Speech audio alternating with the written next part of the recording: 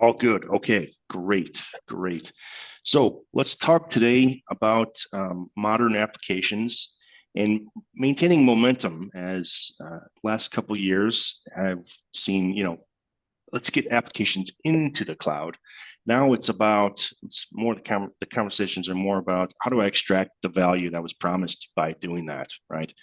And I'm going to cover some of the technology, but I'm going to cover more our approach to how we've seen customers do this worldwide. I'm based in EMEA myself, as I'll get into, but we use the same experience-based acceleration move around the globe for our customers in AWS. So before we dive into it, my name's John. You can see my email address is pretty easy there at the very top. Dixon AWS. Dixon's my last name. AWS is the appendage there for the address. So feel free to contact me about any of this as we go through. So I'm just over 8 years in AWS, currently based in Munich, but I have lived in Atlanta, Detroit, Washington, D.C. Originally, I'm from Detroit myself.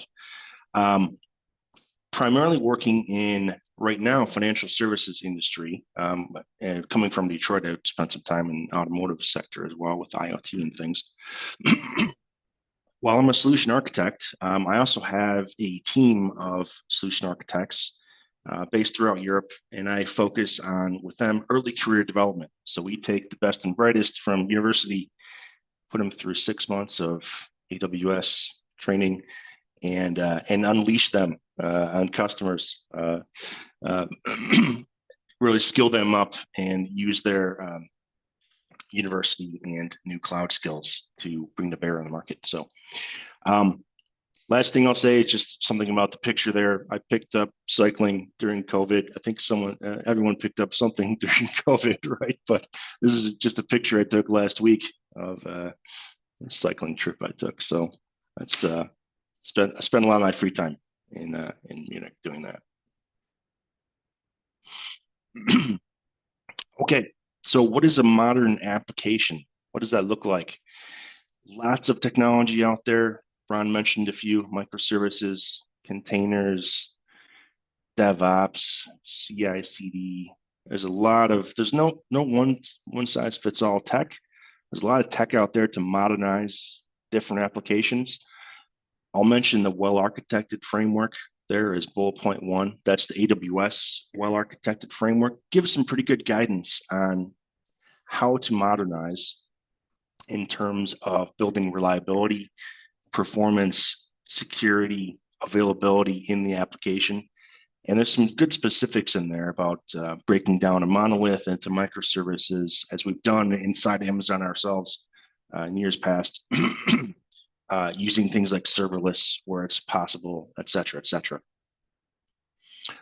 Some of these things I'll say are infrastructure moves, right? So you can implement auto-scaling for your web applications, right? Or you can implement serverless for some of your applications, or modernize your ETL, right, with containers. Some of these are more process moves. I think of DevOps as a cultural thing and a process thing, right?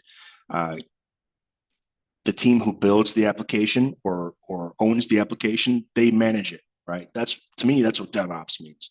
There's a lot of tech behind DevOps, continuous integration, continuous deployment, and so forth. But for me, DevOps is a cultural, organizational team concept. Blue-green deployments, another more of a process way you manage applications. So not all of this is tied to infrastructure, right?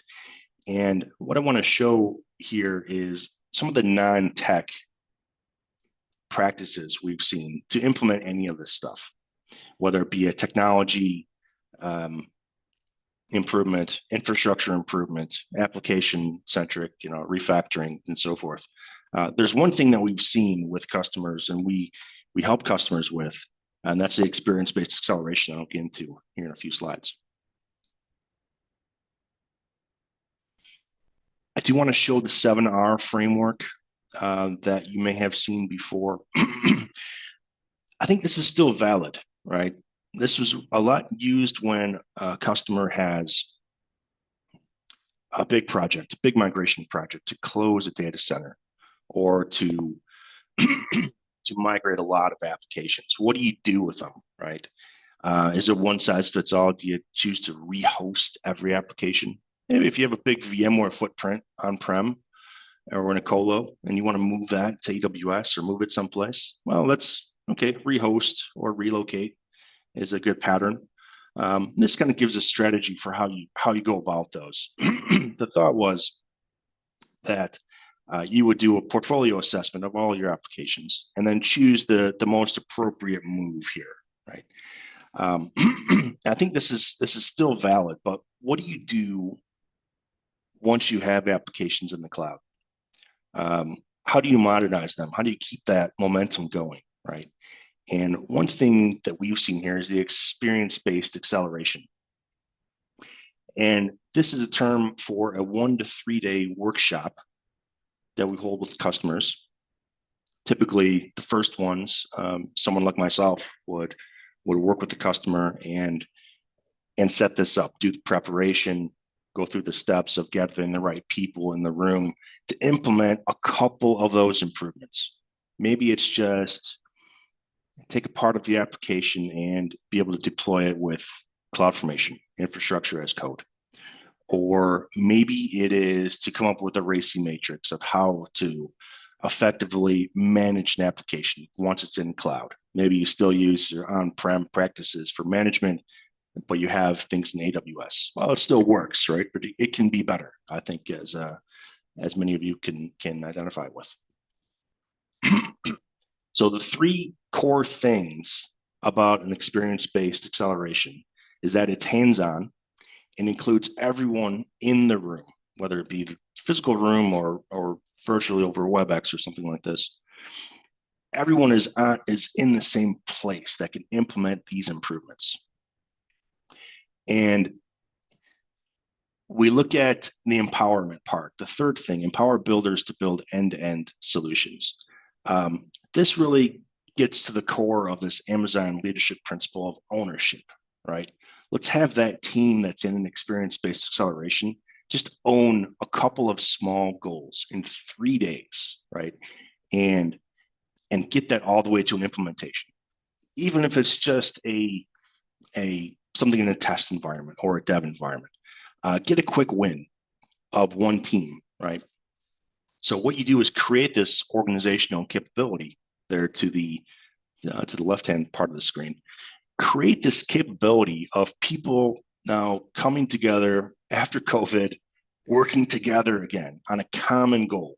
And just like I mentioned, these bite-sized modernization goals. I'll mention one here in a few slides that I was in recently. But we've seen this method of experience-based acceleration is effective in modernizing a variety of applications using a variety of technologies, whether it be Kubernetes or ECS or serverless or whatever the technology might be. The way to do it is with an EBA.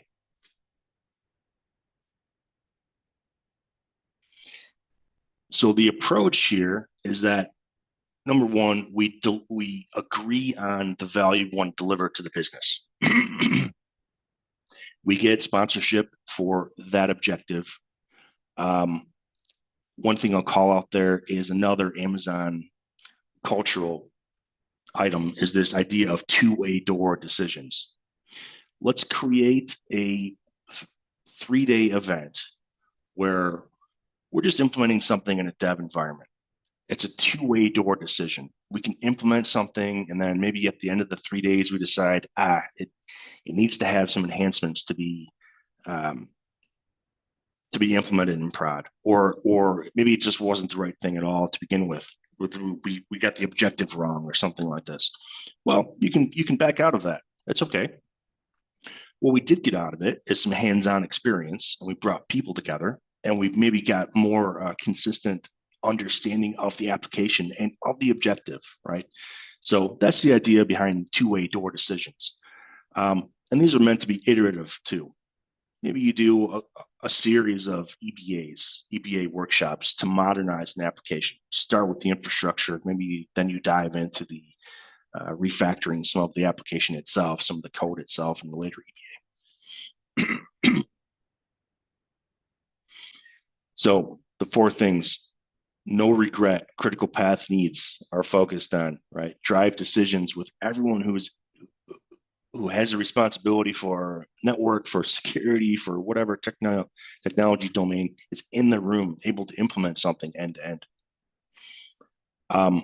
Learn by doing, right? Get hands-on is an important thing. And that's with someone like me from AWS, another solution architect. Quite often we have 4 or 5 solution architects in a workshop like this. I just did one workshop with an insurance company here in Germany. We had about 30 from the customer architects, and we had 5 solution architects like myself. I was there in person in Düsseldorf a few weeks ago to facilitate a workshop like this. And it happened to be on cloud financial management. And we just sliced up a couple of simple objectives and implemented those. I'll get into some more detail on that as well.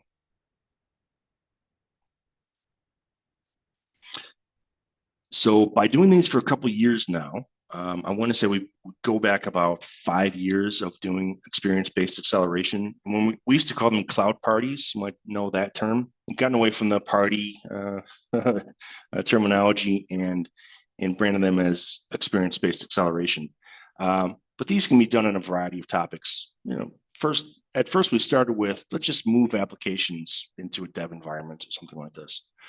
And that was the migration EBA. Quite often now we do a platform EBA. Let's build a landing zone in 3 days, something that's viable for dev, right? And have all the technology domains get a common understanding of what a landing zone is. It's an important thing there. The CFM, Cloud Financial Management EBA, is the one I was involved in a few weeks back. And I'll talk about that one for 1 minute. One of the objectives was control cost on AWS bill. And the first day of an experience-based acceleration is supposed to be a bit messy. Let's unpack that objective. How do you control costs of AWS bill? What does it look like today? Who gets the bill? Let's dig into it. And what we came up with is we want to create one cost report of all the accounts in my AWS organization. Okay, simple enough. We did some technical things with cost allocation tags and so forth, created a new account to do the work. And by doing that, we said, to really control costs on AWS, we need to give like a show back. Let's do show back to the application owner so that every month the application owner can see the bill for what their infrastructure is costing.